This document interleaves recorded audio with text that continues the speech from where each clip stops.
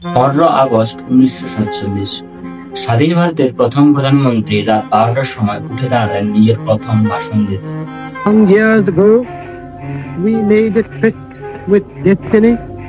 দেশ স্বাধীন হওয়ার সাথে সাথে স্বাধীন হয়ে গেল অনেক কিছু। তার মধ্যে সবচেয়ে গুরুত্বপূর্ণ যে সংস্থা স্বাধীন হয়েছিল তা হলো নিউজ মিডিয়া।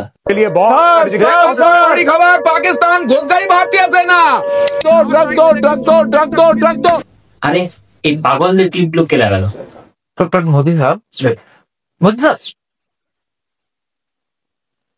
দেশ স্বাধীন হওয়ার পর নিউজ মিডিয়া ফ্রি ভাবে সরকারের আলোচনা এবং সমালোচনা করতে পারত, কিন্তু হঠাৎ কি হলো যে এই নিউজ মিডিয়ায় একটা সার্কাসে পরিণত হয়ে গেল।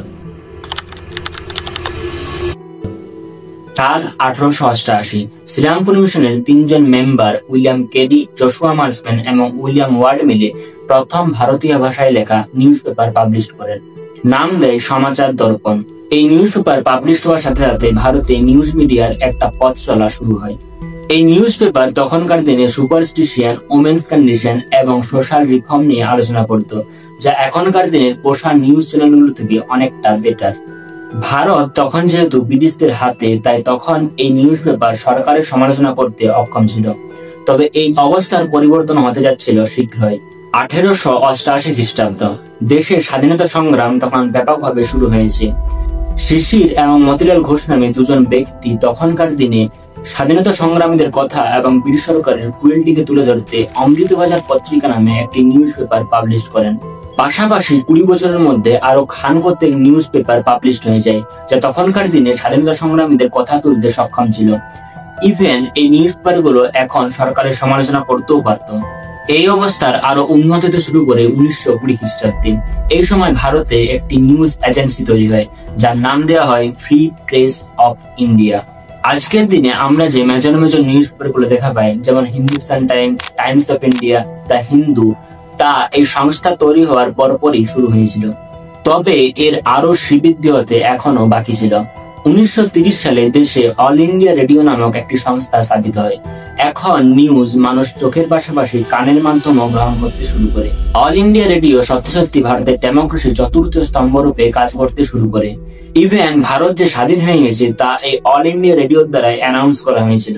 স্বাধীনতার পর প্রত্যেকদিন সম্প্রচার চালানো, মানুষকে খবর দেওয়া এবং সরকারকে প্রশ্ন করা, তা এই দুটো সংস্থাই খুব ব্যাপকভাবে করত। কিন্তু এই সুদিন শেষ হতে আর বেশি দেরি ছিল না। 1975 খ্রিস্টাব্দ।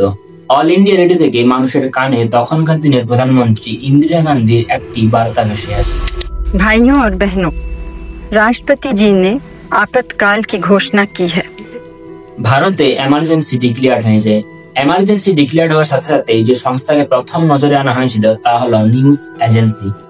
তখন নিউজ সংস্থাগুলিতে নজর রাখার জন্য সরকার একটি সেন্সর বোর্ড গঠন করে, যা তখনকার দিনে নিউজ সংস্থাগুলির দুটো পা ভেঙে দেয়। কিন্তু তখনও সরকার ভারতের জার্নালিস্টদের পা ভাঙতে পারেনি। তাদের নিজেদের কাজ করার জন্য জেলে করে দিল। তারা নিজেদের কাজ খুব স্বচ্ছন্দে করে গেছিলেন। হয়তো তখন জার্নালিস্টদেরকে নিজের দলে আনতে পারেনি, কিন্তু সরকার বুঝে গেছিল যে কিছু চাপ দিলেই তারা নিজেদের দলে আসতে পারে। এরপর আসে মিডিয়ার জগতে সবচেয়ে বড় পরিবর্তন। লিবারেলাইজেশনের পর অনেকগুলো প্রাইভেট সংস্থা খুব নিয়মিতভাবে খবর শোনাতে শুরু করে। এই সময় মিডিয়ার জগতে একটা টার্ম খুব জনপ্রিয় হতে শুরু করে, টেলিভিশন রেটিং পয়েন্ট বা সংক্ষেপে টিআরপি। এই টিআরপি এসে সব নিউজ চ্যানেলগুলো নেমে যায়, এটা প্রমাণ করার জন্য যে কে কতটা নিচে নামতে পারে। এই সময় নিউজ চ্যানেলগুলো নিউজ পাবলিশ করার সাথে সাথে পাবলিককে আরেকটা জিনিস খুব ব্যাপকভাবে দিতে শুরু করে, তা হলো এন্টারটেনমেন্ট। এই সময় নিউজ যেহেতু একটু পণ্য জাতীয় দ্রব্য হয়ে গিয়েছিল, তাই নিউজ চ্যানেলগুলোর মূল লক্ষ্য ছিল পয়সা কামানো, সত্য দেখানো নয়। ইভেন 2000 এর দিকে নিউজ চ্যানেলগুলো পলিটিশিয়ানদের কাছে পয়সা নিয়ে তাদের দলের পজিটিভ দিকগুলি দেখাতে শুরু করে। কিন্তু তখনও অবস্থা অতটা খারাপ হয়ে যায়নি। তখন জার্নালিস্টরা সরকারকে প্রশ্ন করত, দেশে কোনো কিছু খারাপ হয়ে গেলে তার জন্য তারা সরকারকেই দায়ী ধরত। এরপর আসে মিডিয়ার জগতে সবচেয়ে বড় সেটব্যাক, 2014 খ্রিস্টাব্দ।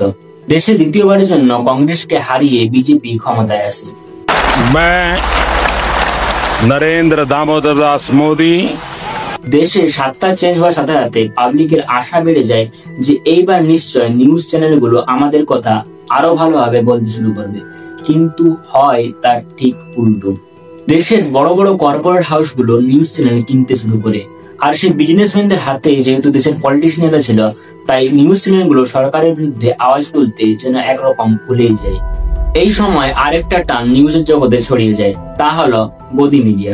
দেশের যত বড় বড় নিউজ চ্যানেলগুলো ছিল তার সবকটাই প্রায় এই গদি মিডিয়ার আন্ডারে চলে আসে।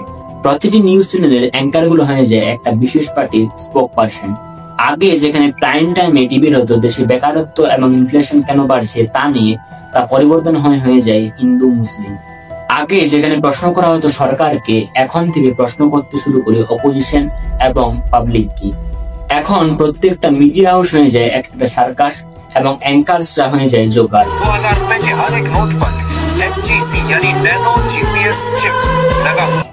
যদি কোনো অ্যাক্টিভিস্ট বা রাইটার বা কোনো জার্নালিস্টও সরকারের বিরুদ্ধে আওয়াজ তুলতো, তো তাকে অ্যান্টি ন্যাশনাল বলে আখ্যা দিয়ে দেওয়া হতো। ইভেন কোনো সময় তাকে মেরেও ফেলা হতো। Uttarakhand journalist whose body was recovered from a lake in Uttarkashi district. News চ্যানেলগুলোতে এখন নিউজ হয়ে যায় মাইনর এবং হেড স্পিচ ছড়ানো, মিথ্যা কথা বলা তা হয়ে যায় প্রধান। তাই টিভি নিউজ মিডিয়া নিজের ক্রেডিবিলিটি হারাতে শুরু করে। এখন পাবলিক নিউজ চ্যানেলগুলো থেকে ইউটিউবে নিউজ দেখা বেশি প্রেফার করতে শুরু করে। তাই তো আপনাকেও বলছি চ্যানেলটাকে সাবস্ক্রাইব করে রাখুন এরকম নিউজ দেখার জন্য। আর ভিডিওটি কেমন লাগলো তা অবশ্যই কমেন্ট করে জানান। ভালো লাগলে লাইক করো এবং না ভালো লাগলে ডিসলাইকও করতে পারো। আর এরকম আরো ভিডিও পেতে চ্যানেলটাকে অবশ্যই সাবস্ক্রাইব করো।